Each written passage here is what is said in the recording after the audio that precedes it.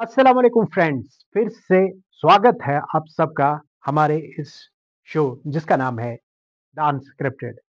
आज हम बात करेंगे देश में आई उस वॉशिंग मशीन की जो पिछले कई सालों से चलन में है।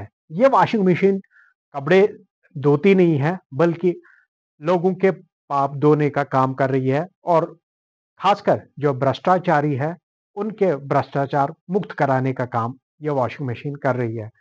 देश की सभी विपक्षीय दल जो है इस वॉशिंग मशीन की बात आए दिन करते रहते हैं और आम आदमी पार्टी अभी इस बारे में बात कर रहे हैं और इनका ये कहना है कि जो प्रफुल्ल पटेल को अभी सीबीआई की ओर से क्लीन चिट मिल गया है, ये उसकी एक ताज़ा मिसाल है। क्या वाकई में ये वॉशिंग मशीन कहीं पे मौजूद है? तो पिछले कई सालों में ऐसे कई लोगों को जिनके खिलाफ आरोप थे, ईडी में थे, सीबीआई में थे या बाकी जो जांच एजेंसियों के पास उनके जो मामले थे, उसके बाद ये देखने को मिला कि जो ही वो बीजेपी में आ रहे हैं, तो उसके बाद उनको क्लीन चिट मिल रहे हैं। क्या ये कोइंसिडेंस है कि ऐसा हो रहा है कि वाकई में जो इल्ज़ाम है, उसमें सच्चाई है? तो आज क्या कुछ कहा आम आदमी पार्टी ने, तो इस वीडियो में देखते हैं। पिछले 10 सालों में देश की जनता ने देखा है कैसे भाजपा ने इस दुनिया की सबसे बड़ी और सबसे असरदार वॉशिंग मशीन का आविष्कार किया है। सबसे बड़ी और सबसे असरदार वॉशिंग मशीन भाजपा ने बनाई है, लेकिन ये एक राजनीतिक वॉशिंग मशीन है। इस वॉशिंग मशीन में आप बड़ी बड़ी कंपनियों के मालिकों को डालो, शरद चंद्र रेड्डी जैसे शराब कारोबारियों को डालो, तो क्या बाहर निकल के आता है? बाहर निकल के आता है झूठे बयान और दूसरा भाजपा के लिए चुनावी चंदा। शरद चंद्र रेड्डी से 55 करोड़ रुपए लिए जाते हैं ईडी और सीबीआई की इन्वेस्टिगेशन के बाद। वहीं दूसरी तरफ देश के तमाम कलंकित नेता जिन जिन के ऊपर गंभीर आरोप लगाए गए हैं, जिनकी प्रॉपर्टी सीज कर दी गई है, जिनके ऊपर कई सारे और मुकदमे चल रहे हैं, एक नहीं मल्टीपल, कहीं तो टेररिज्म से रिलेटेड भी, उनको भाजपा अपनी तरफ ला रही है ईडी और सीबीआई की इन्वेस्टिगेशन को रोककर, और फिर उन्हें क्लीन चिट दी जा रही है। तो इसी श्रृंखला में कल यह सूचना मीडिया के माध्यम से देश को पता चली कि एनसीपी के जो सीनियर लीडर हैं प्रफुल्ल पटेल, राष्ट्रवादी कांग्रेस पार्टी के वरिष्ठ नेता और पहले जो यूनियन सिविल एविएशन मिनिस्टर रह चुके थे यूपीए के टाइम में, प्रफुल्ल पटेल जी को सीबीआई ने क्लीन चिट दे दी। बहुत बड़ी बात हो गई। एक ऐसा व्यक्ति जिसके ऊपर तमाम केसेस चल रहे थे, एक नहीं मल्टीपल केसेस चल रहे हैं सीबीआई और ईडी द्वारा, उसको एक केस में, अभी जो सूचना मिली है कि एक केस में प्रफुल्ल पटेल जी को मोदी जी की सीबीआई ने क्लीन चिट दे दी, मतलब केस खत्म।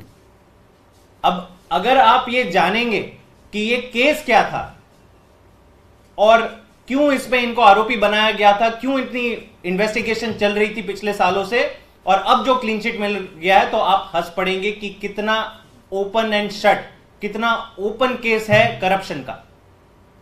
यह बात तब की है जब प्रफुल्ल पटेल जी यूनियन सिविल एविएशन मिनिस्टर थे। 2006-2007 की बात है। एयर इंडिया और इंडियन एयरलाइंस का मर्जर हुआ था। तो तब हुआ यह था, मैं चंद आसानी से आप सबको समझा दूं, हुआ यह था कि जब मर्जर हुआ था तो एयर इंडिया और इंडियन एयरलाइंस के पास बहुत कम पैसेंजर थे। इनकी सारी फ्लाइटें खाली जा रही थी, कुछ कुछ लोगों भर के फ्लाइट में बिठा रहे थे। उस समय सिविल एविएशन मिनिस्ट्री यानी प्रफुल्ल पटेल जी के अंदर आने वाली मिनिस्ट्री ने यह फैसला लिया कि हम 15 एयरक्राफ्ट लीज पे लेंगे। जो प्राइवेट पार्टी हैं देश विदेशी की कंपनी से, लगभग ये 15 के 15 एयरक्राफ्ट लीज पे लिए जाते हैं, एयर इंडिया के बेड़े में बस रखे जाते हैं, 5 साल तक इनको मुश्किल से कोई चलाया नहीं जाता। ये सारी चीजें मैं नहीं कह रहा हूं, ये सीबीआई की एफआईआर और उससे पहले सीएजी की रिपोर्ट आई कि कैसे इस पूरे मैटर में इतनी बड़ी धांधली हुई है। कि union civil aviation ministry 15 aircraft लेती है, कोई प्लानिंग नहीं होती है, ना उसको चलाया जाता। आप चलाओगे कैसे? वैसे ही आपके पास पैसेंजर कम है, आपकी जो खुद की फ्लीट है उसी में पैसेंजर नहीं जा रहे, तो 15 एयरक्राफ्ट में कहां से पैसेंजर जाएंगे? और ना कोई पायलट भी हायर होता है, मतलब आपने लीज पे रखी और साइड पे रख दी कहीं पे गैराज में अपने। और इसका अनुमान लगाया जा रहा है कि 840 करोड़ का नुकसान सरकारी तिजोरी को हुआ है। यह सीबीआई की एफआईआर में ही लिखा है कि इसमें कई मिडलमैन हैं, कुछ लोग हैं जैसे दीपक तलवार को कहा जाता है, ईडी खुद चार्जशीट में कहती है कि प्रफुल्ल पटेल जी के ये खास मित्र हैं, he is a dear friend of Praful Patel, और इन्होंने ये सारा लेन देन का पूरी प्लानिंग अरेंजमेंट करी। अंत पंत में जुलाई 2023 में जब अजीत पवार गुट एनसीपी से अलग हो जाता है और भाजपा का अलायंस पार्टनर बन जाता है, उसके बाद एक समन नहीं जारी होता, कोई इन्वेस्टिगेशन नहीं होती इस मैटर में। और अब मार्च 2024 में यह खबर बात आती है कि इस मैटर को रफा दफा कर दिया गया है, सीबीआई ने इसकी क्लोजर रिपोर्ट फाइल कर दी है। ये इकलौता मात्र नहीं है प्रफुल्ल पटेल जी का, और एक इनका मैटर है, और ये तो इससे भी ज्यादा गंभीर है। ये मैटर में ईडी इन्वेस्टिगेशन चल रही है इसमें कई सालों से, और कहा जा रहा है कि इनके अंडरवर्ल्ड, मुंबई के अंडरवर्ल्ड के कुछ लोगों से लेना देना है, और ये वो लोग हैं जिन्होंने 1993 मुंबई बॉम्ब ब्लास्ट में उनकी भूमिका रही थी। उन लोगों से प्रफुल्ल पटेल जी का कुछ लेन देन है। और इसमें भी अक्टूबर 2019 में ईडी ने प्रफुल्ल पटेल जी को समन किया था। उसके बाद तीन तीन ईडी के समन्स प्रफुल्ल पटेल जी ने स्किप किए, उन्होंने जाना उचित नहीं समझा। जुलाई 2022 में इनकी प्रॉपर्टी अटैच की जाती है, कुछ प्रॉपर्टीज, और फिर फरवरी 2023 में कुछ और प्रॉपर्टीज अटैच की जाती है।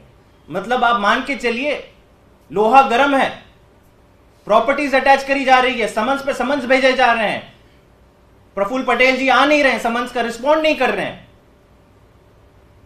होता क्या है उसके बाद? जुलाई 2023 में अजीत पवार गुट एनसीपी से अलग होके भाजपा का अलायंस पार्टनर बन जाता है, और उसके बाद आप सब जानते हैं, ना एक समन्स आता है, ना कोई प्रॉपर्टी अटैच करती है, ना कोई चार्जशीट फाइल होती है, पूरा का पूरा केस ठंडे बस्ते में। कुछ ही महीनों पहले हमने और एक घटना सुनी, एनसीपी के और एक बड़े लीडर हैं छगन भुजबल, जिसपे गंभीर आरोप लगाए थे, भाजपा की ईडी सीबीआई नहीं लगाए थे, और उनका जब बेल एप्लीकेशन मुंबई के हाई कोर्ट में पहुंचता है तो ईडी क्या कहती है? ईडी कहती है कि साहब हमारी फाइल गुम हो गई है। अब फाइल गुम हो गई है तो हम कैसे बेल का विरोध करें, इनको बेल दे दीजिए। ये मजाक हो रहा है, ये तमाशा हो रहा है ईडी और सीबीआई का देश के सामने। एक तरफ जहां पे आम आदमी पार्टी आती है, आप 2 साल से फर्जी मुकदमे चलाते हो, समन्स पे समन्स भेजते हो, एक चवन्नी की आपको रिकवरी नहीं मिलती है, एक ठोस सबूत आपको नहीं मिलता है, 4 बड़े नेताओं को जेल में डाल देते हो, और उसमें भी अरविंद केजरीवाल जी को अब तब जेल में डालते हो जब आपका ही वॉशिंग मशीन का प्रोडक्ट शरद रेड्डी, जिसे आपने 60 करोड़ रुपए 55 करोड़ रुपए अरेस्ट के बाद लिए, उसके बयान पे आप उनको अंदर डाल देते हो और कहते हो कि नहीं ईडी निष्पक्ष जांच कर रही है।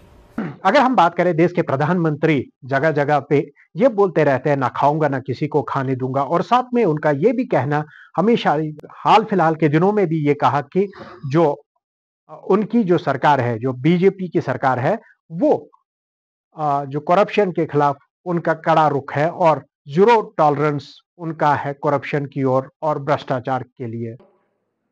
हमारी गवर्नेंस का एक और बड़ा पक्ष रहा है भ्रष्टाचार को लेकर जीरो टॉलरेंस। हर एजेंसी पूरी तरह स्वतंत्र है। अब जैसे ईडी को ही देख लीजिए, साल 2014 तक पीएमएलए के तहत 1800 केस रजिस्टर किए गए। स्वतंत्र संस्था है, स्वतंत्र रूप से उसको काम करने देना चाहिए।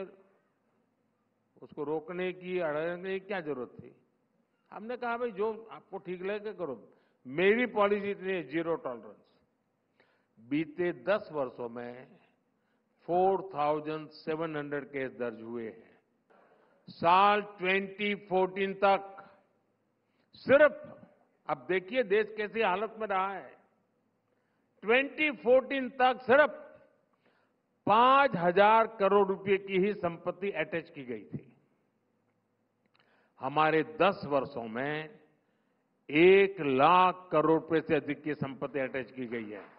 तो फ्रेंड्स, अभी आपने सुने यह आरोप। वहीं अगर हम बात करें जम्मू कश्मीर के पूर्व राज्यपाल जो सत्यपाल मलिक जी है, उन्होंने विभिन्न टीवी आउटलेट्स के साथ बात करते हुए ये बात कही कि और बार बार आरोप लगाया प्रधानमंत्री पे कि उनको करप्शन से बिल्कुल भी परहेज नहीं है। और अब निकल के आता है कि ऐसे लोग जिन पर आपने इतनी सारी कार्यवाही कर दी, लेकिन वो जब आपके गुट में शामिल हो जाते हैं, आपके अलायंस पार्टनर बन जाते हैं, तो पूरा का पूरा केस रफा दफा हो जाता है।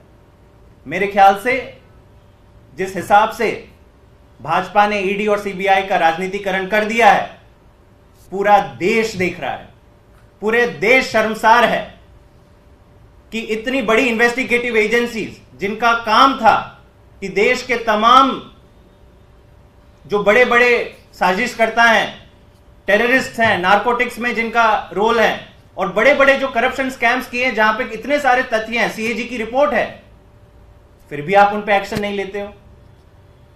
तो मेरे ख्याल से इन सब चीजों का जवाब देश की जनता आने वाले लोकसभा चुनाव में देगी।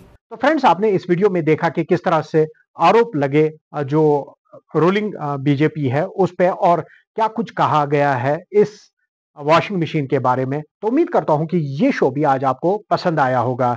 लेकिन जाते जाते फिर से आपसे यही निवेदन करता हूं कि हमारी चैनल को सब्सक्राइब करें और अपने लोगों के साथ इसे शेयर करें, और हमारी चैनल पे अपने सुझाव देना बिल्कुल ना भूलें। आज के लिए बस इतना ही। दीजिए अपने होस्ट सनम तसद्दुक को इजाजत। अल्लाह हाफिज।